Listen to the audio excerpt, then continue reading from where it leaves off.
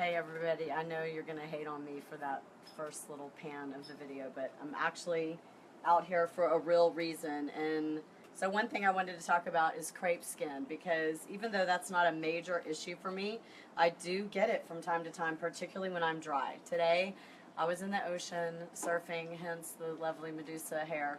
But Lainey, can you zoom in a little bit on what my quads are looking like right now? So that is actual crepe skin, okay?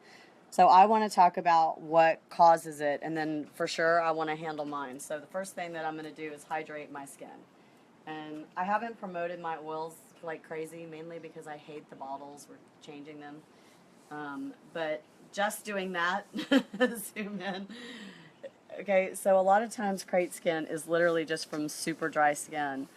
And our oils have a fat burner, and they're just amazing. Like, I actually use my oil and my cream as my daily lotion. That's how dry I am. Okay, so today after surfing, I don't know how many of you have ever been before, but when you go out to surf, you have the waves coming at you, and then you have to, like, go through the waves, right? Yes. The boys were like, this is like doing sleds in high school. So one of the things that really got challenged on me today was my hip flexors. And we talk about hip flexors as if they're a thing, but they're not. They're really a bunch of independent tendons from muscles that go from the hip, where we bend at the hip down to the knee. So the first thing that I'm going to do to loosen up my hip flexors, and by the way, I am going to circle back to the crepe skin while I'm doing this. I'm going to actually let you guys see a live treatment. Okay, so keeping in mind that hip flexors are the tendons of the quads and some of the adductors, and also over here the abductors. You don't want to just start with the hip flexor. Okay, so you're going to do the whole quad. And this won't be real time. I'll probably spend a good 20 minutes doing this, okay? But I want to show you guys how to scoop out your actual hip flexors. Okay, so I would go all this area, this is my hip replacement side, all the way down into the adductors, all the way, if you notice, I'm literally hitting, I don't want to be too naked. Am I too naked? Go all the way from the leg joint down to the knee, okay? So maybe do that for, I don't know, however long you can stand. I've been blasting for years, so I can do it for 20 minutes with no problem. And by the way, I'm not heated. You can fascia blast without being heated. Okay. Then I'm going to really start blasting away. Hold on. I should have done this in a bathing suit. We'll just look over here for a second. Okay. So I want to come right across, right where my leg bends. And I know that a lot of you have asked, like, can I do it up like this? You can, but it actually stretches out the hip flexor. So I want you to do it seated. That way the tendons are shortened. All right, this is where you're going to have to zoom in, Lainey. So once I've loosened everything up with the FasciaBlaster and gone through the first layers, then you're going to take, like, the row of the first claws and just start scooping out like this. Okay? So now I'm actually doing some muscle work. And Keaton behind me, what kind of shorts do you have? I was going to say you could try this too. It is what I feel is like gravelly, tight, grabbing. It's not overly fun. Yeah, mine are pretty bad. But when you're an athlete, and particularly when you do something that really challenges the hip flexors, can I get an amen? My whole family's here. Amen. Amen on the hip flexors. This is a great technique. Okay, so the process is warm up the entire thing. Okay, come across here, warm that up. And then you can do the scooping technique where you're actually using the claws to open the hip flexors, okay? And then once you do all of that, if you can find something, I'm pretty flexible, so I can do it on a chair, but you could do this on a bed. And then what you want to do is just really try to open the hip flexor. And I actually push on the back side of my femoral head to really, really facilitate that stretch. Okay, so crepe skin. Let's finish with the crepe skin. I baited you in like a soap opera. So crepe skin comes from dry skin. It comes from having a leg or arm or whatever that does not have enough support in the muscular system to fill it up.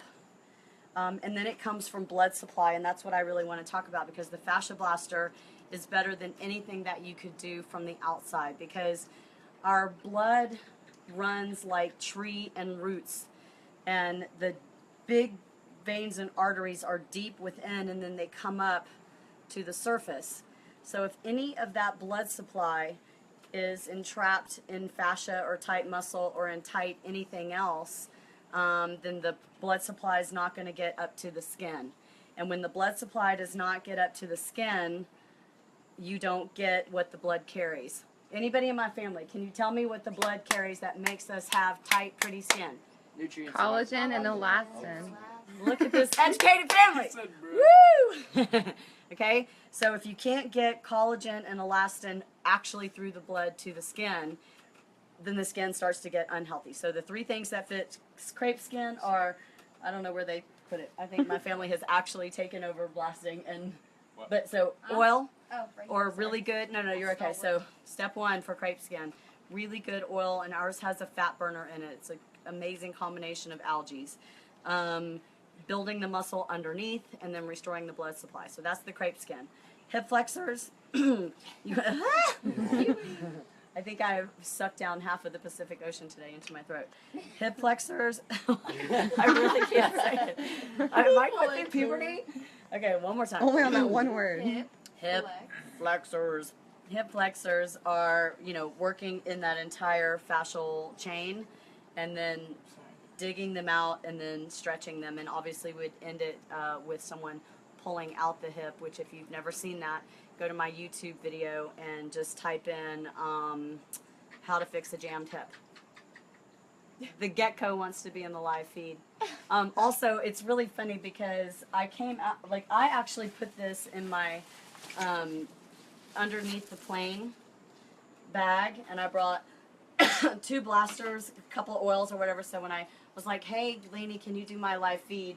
This is what ensues. We all went surfing today, and I can tell you that on my very last wave, my son can vouch, I'm so mad because I paddled out to where it was a little bit bigger. He knows. You're in the same boat because he broke his clavicle. But when you go to catch a wave, you can't just paddle. It's like you've got to click into those fast twitch fibers and like really, really accelerate.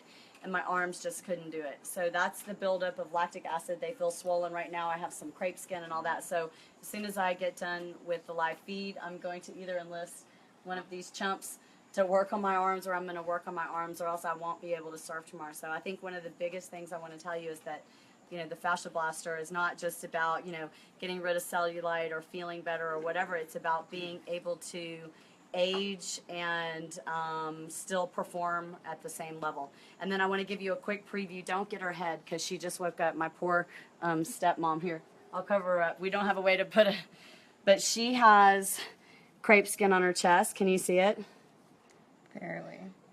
And she, like me, loves the sun. We all have the sunspots, but I am 99% sure that I can fix that this week. So we're going to do before pictures, and I'll show you later, but I just wanted to let you know that's coming. And then, Lainey, just give them a beautiful shot. Of Maddie?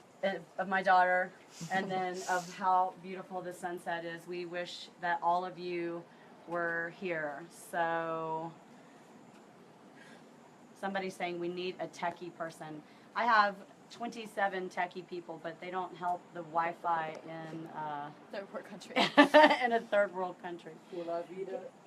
All right, everybody tell them Pura Vida. Pura vida. Pura vida.